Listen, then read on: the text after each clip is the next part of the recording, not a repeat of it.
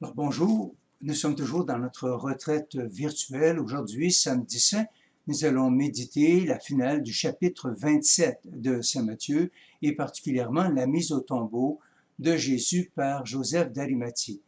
Dans les quatre évangiles, il est fait mention de Joseph d'Arimathie.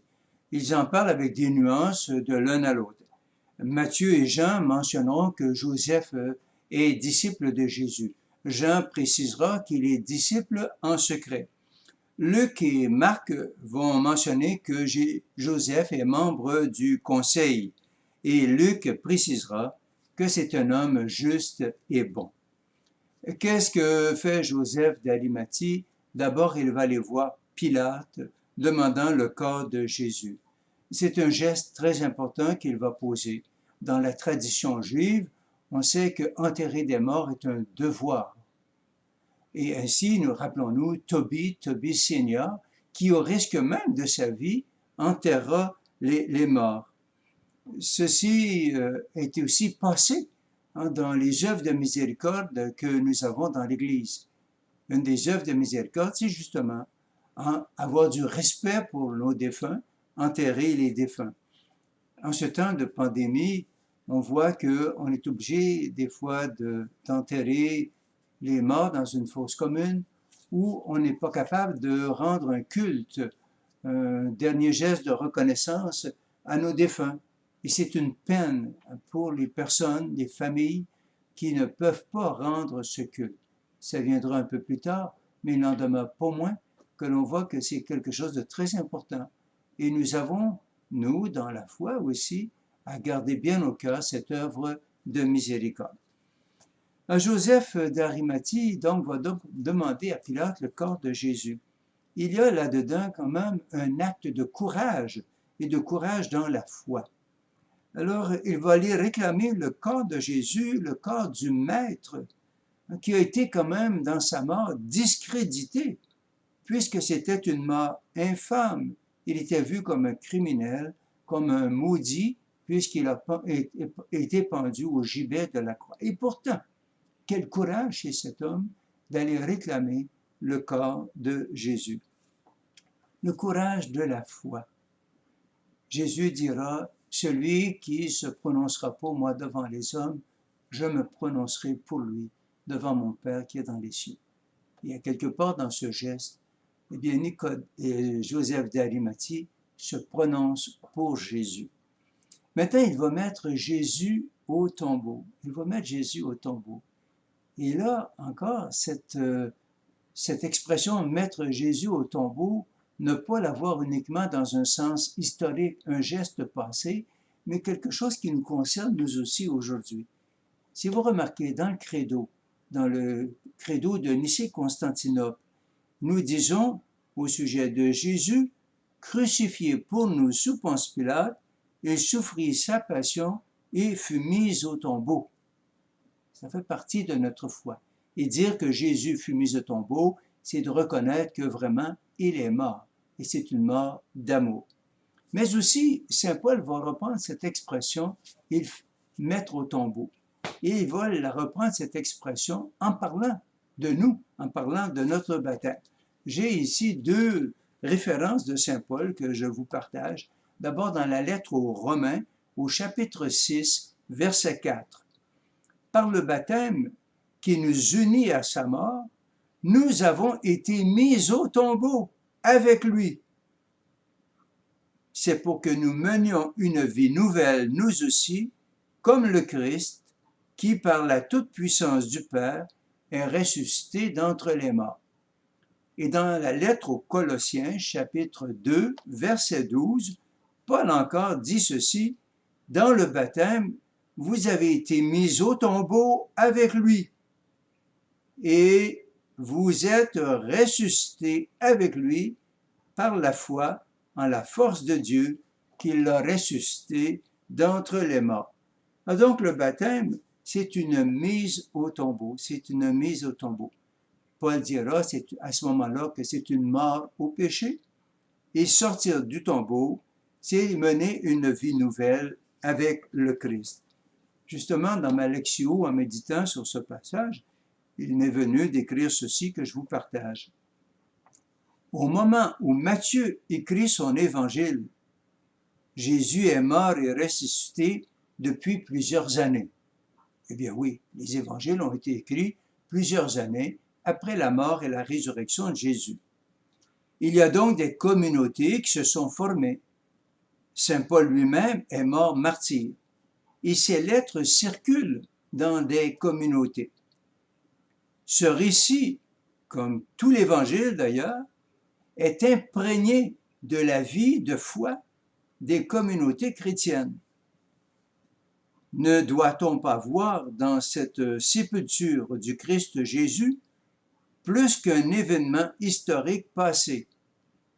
En parlant ainsi de la sépulture de Jésus, nous avons en vue la vie même de ses disciples.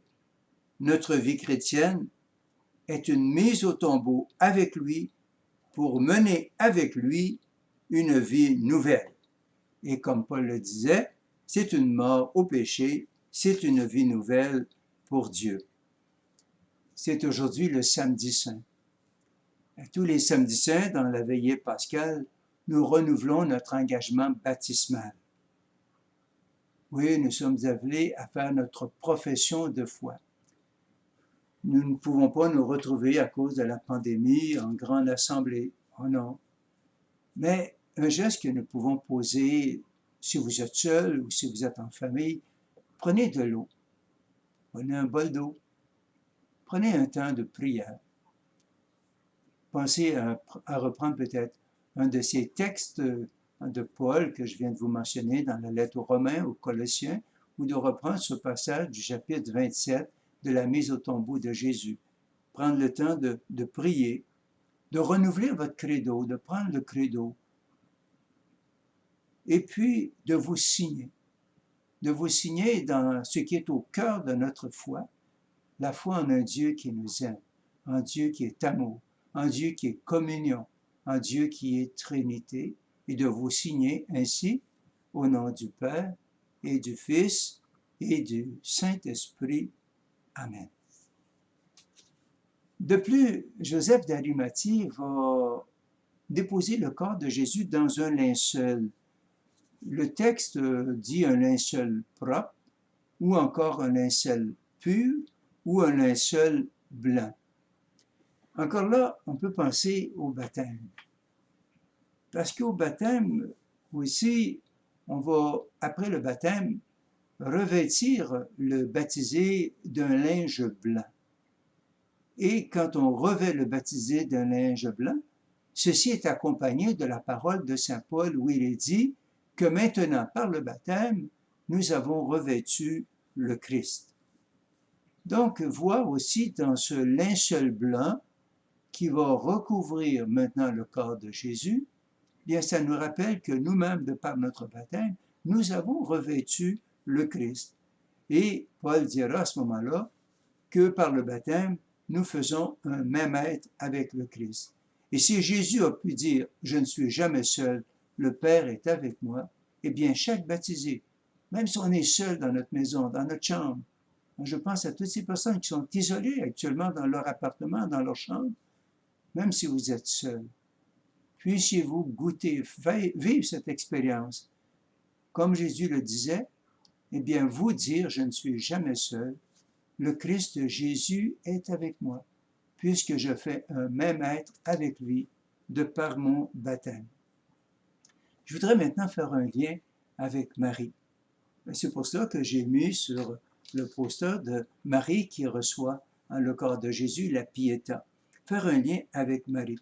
Parce que quand nous avons une retraite, et nous avons une retraite virtuelle, mais quand nous avons une retraite fondamentale au foyer de charité, ou dans tout foyer de charité, que ce soit à l'île d'Orléans ou ailleurs dans le monde, nous avons toujours le samedi soir ce que nous appelle la consécration de Saint Louis de Marie Grignon de Montfort, qui est la consécration au Verbe, à la sagesse incarnée, au Verbe incarné, la sagesse incarnée par les mains de Marie. Et cette consécration s'enracine dans notre baptême. Je voudrais faire ce lien avec ce que je viens de vous dire concernant le tombeau, le linceul. Je voudrais faire ce lien avec Marie, la maman, comme dit Marc.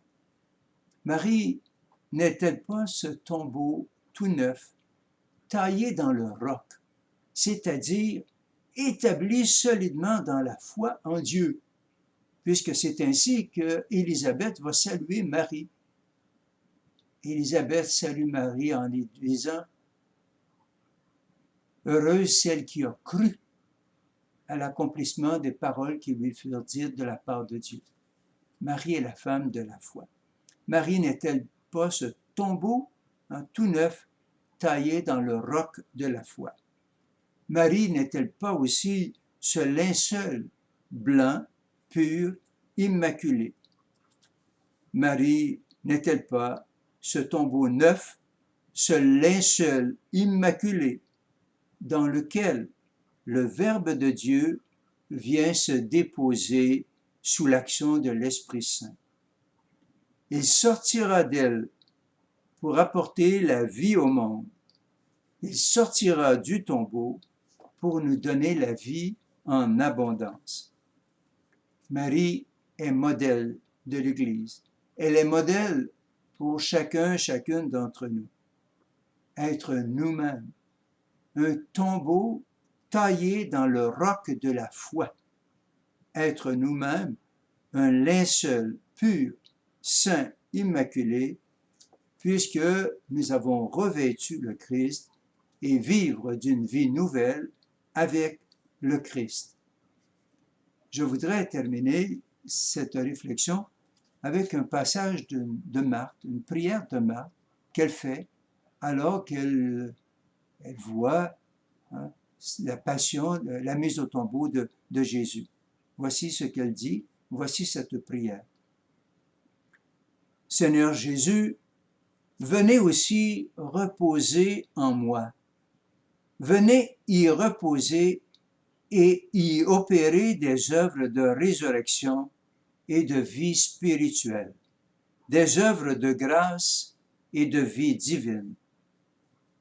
Je veux vous garder en moi, oui, bien vivant, toujours, mais dans la paix et le silence de l'oraison, dans l'amour et la vie, toutes cachées en vous, dans la louange de la Trinité.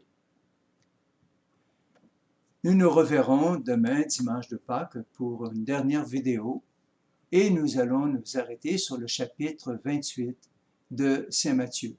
Je vous souhaite un heureux, fructueux samedi saint. Au revoir.